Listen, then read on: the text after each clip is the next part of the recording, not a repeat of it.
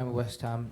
It's a long deal, but West Ham feel like they're progressing a lot. Do you think it'll give you a platform to compete because you're kind of competing against these players for, Manchester United, Arsenal, and all that? Do you think West Ham are going places so you can compete with those kind of players for these future call-ups?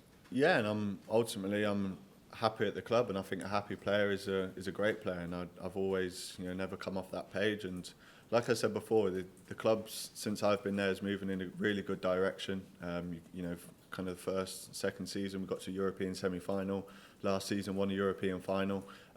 So the club is moving in a forward direction. I want to be part of that, and I think that's obviously shown with my commitment to stay with the club. So yeah, I want to be part of the good times that I know that are coming up. You spoke about Wembley as well, and David Beckham you said was your idol in your previous FA content. I just wanted you to maybe talk about those moments David Beckham had at Wembley and how they inspired you. Yeah, I was probably really, really young, that, not at the front of my memory. But no, I think obviously Beckham growing up was my idol, supporting Man United, and seeing him have some important goals, important games for England. But for me, like I said before, it's a really special moment that could be on the horizon. So, I've got to work this week, do all I can to try and get minutes on the pitch. Over to John. Hi, Jarrod. I was just going to ask you, really, if you look at the goals you've scored this season, and then obviously the end to last season, did you work on your game specifically? Was there anything that you sort of worked harder on to kind of get more out of yourself on the pitch? Because your stats this season are outstanding. It's what's got you back in the squad, isn't it? Yeah, no, there's been probably all different types of finishes in the goals. There's been a couple of headers, which, probably not renowned for heading, but I'm not going to sit here and say I've been working on my heading because I haven't. But, I think with me, I always want to score goals, and I've kind of got that, not that striker's instinct, but always just wanting to score and take pride in scoring goals, even as a wide forward. So, yeah, I wouldn't say I've worked on anything specifically. It's just getting into the right areas, and I think it's just being clinical more than anything. You're not going to get many chances, so it's when you do get the chances, it's got to be a goal.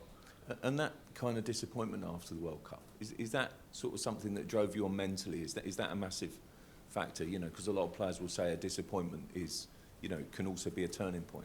Yeah, I think you can use it as almost fire in your belly, and I think I was using it from that when we came back after the World Cup. So, and then I saw my levels starting to rise from the back end of the season. So, yeah, I think disappointment you can use you can either be down about it and just sit and sulk about it, or you can do something about it. And the person that I am, the player that I am, I want to do something about it to improve myself. Thank you. Thanks, Sean. We'll go Sammy, then Tom. Hi, Jarrod. You touched on it earlier that the options in attack and midfield in the squad are incredible, really. Firstly, do you view it as I know you want to play every game that you're involved in, but is it an achievement to get into that party in itself? But when you do report, do you almost have to have an honest conversation with yourself and say, look, these guys are ahead of me in the pecking order, it's going to be difficult for me to play here? No, I wouldn't say... I agree with your point saying, just to get into the squad is a massive honour because, given the opportunity to represent your country is anyone's dream. But I think when you come here, if, you're looking up at people and thinking, they're better than me, I think you'll fall. You've got to stand tall, shoulders back and take the challenge that's in front of you. And, I think that's what the manager wants. He wants that competition for places and he wants that hunger from every player. And I feel like I've got that, and I want to rise to the challenges that are here to try and get in the starting squad or, minutes off the bench as well. So, yeah, it's a real big opportunity for me. Thanks, Tom. Hi, Jarrod. You were talking about your striker's instinct, and I know you've got 5 goals in the Premier League, the highest scoring English player so far this season. Your club manager, David Moyes, has said that he actually thinks that one day you'll end up being a striker. Do you see that? Do you agree with him? Is that where you're maybe, yeah. If he wants to play me up front, I've played there, and it was, I think, the Freiburg game away that we had last week. I played as a number 9, and it's different, of course, because I've had so many years of playing out on the right. But I had times at Hull where I was playing as a centre forward, and ultimately it's different. But like you said, I think with my movement and in the box, I think I could probably do a job as a striker, but. That's not down to me. If the manager turned around to me and said, I want you as a striker, not as a right wing anymore, then, I'd have to have a bit of coaching with him, and then ultimately play the position that he's asking me to. But yeah, if he wants me to play up front, I'd be happy to play up front. But you obviously it's not an easy thing just to go and play up front. It's a really, really hard position. But wherever he says, I'll just play wherever he says. But given the competition for places in the England squad, do you think that versatility might actually help your cause? Because we all know that Harry's likely to start, but there'll be backups for that position going forward. That might be quite helpful for your cause. Yeah, potentially. And I think with me as a player, I'm always quite an honest, hard-working player, and I probably pride myself on that a lot. And wherever a manager would say do a job, I'd try and do the best job that I could be. So yeah, as a player, you've got to be versatile sometimes, but we'll see where I'm required to play. Thanks, Tom. Paul and Jacob.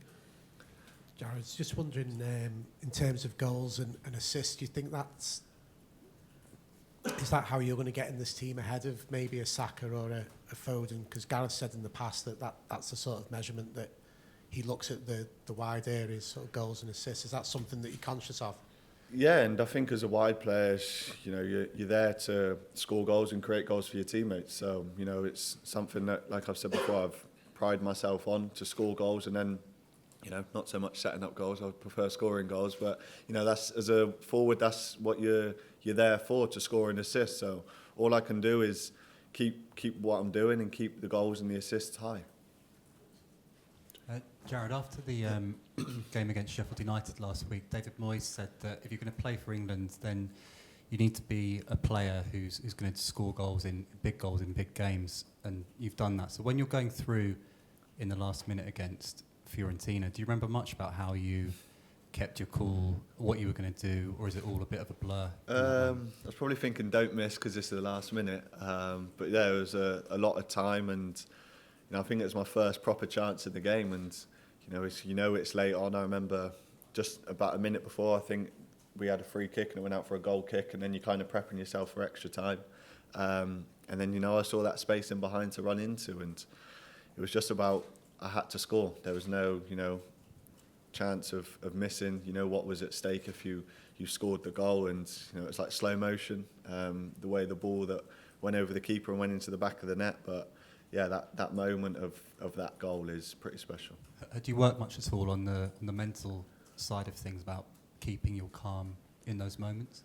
I think it's hard in those moments because, when you're there, it's a split-second decision, and, it's ultimately, as a player that you can't let around you affect you when you're running through on goal. You've got to be, pick your target, put the ball in the back of the net, and I think that's the best way to go about it. And just with that goal itself, I mean, you're making a run, I think, from sort of right to left, and it's with this team, obviously, you get Harry Kane dropping back and the kind of passes he plays. Are you thinking to yourself here, I've got to absolutely, if I'm playing in either of these games, make sure that I'm on that wavelength for him because of the kind of assists that he probably makes for a player like you? Yeah, Harry's a great striker, and you see his link-up play all through the years when he was at Tottenham.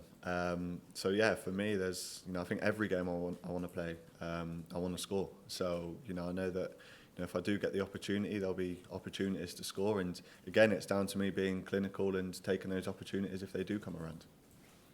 Okay, thanks, Jacob. We'll end it there. Thanks for your time. Thank you.